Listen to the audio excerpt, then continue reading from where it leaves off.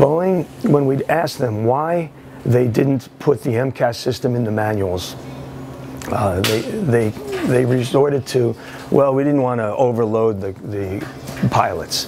When we asked them with too much information, when we asked them who the last resort of safety in this MCAS scenario is, they said the pilot.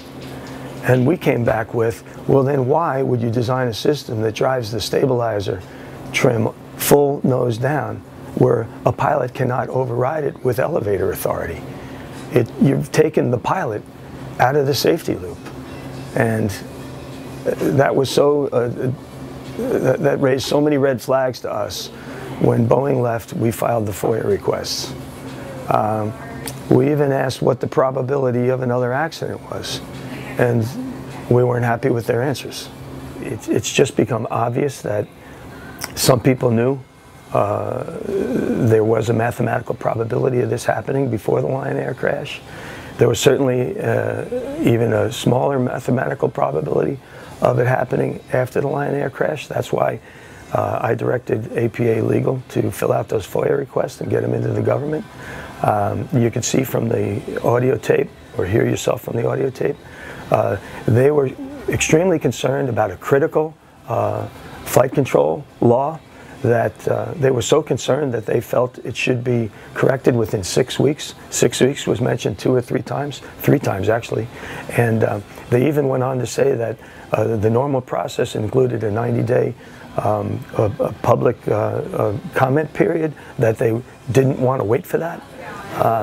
They didn't want to go through the normal 6-month certification process. Our chairman of APA Safety, Captain Michael Michaelis, asked them, why don't you just do an emergency AD?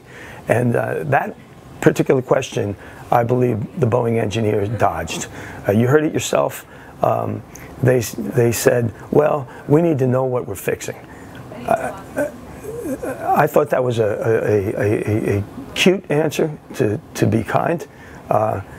At this point in time, everybody knew what crashed the Lion Air airplane, and that was not the proper answer. And that was the linchpin in why we filed the FOIA requests.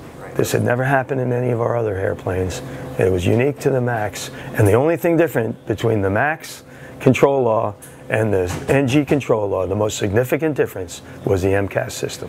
So for them to try to dodge that and say, well, we have to know what we're fixing, is just less than forthright. This has received the highest level of attention by our lawmakers in Washington, and these are hardworking, honest people who are going to make sure that there's proper Senate and House oversight of the FAA and Boeing, Airbus, aircraft manufacturer relationship in the future. And the Allied Pilots Association will be there working with those lawmakers and American Airlines to assure that the level of safety is increased going forward, and safeguards are put in place to prevent this from happening again on future certifications and designs.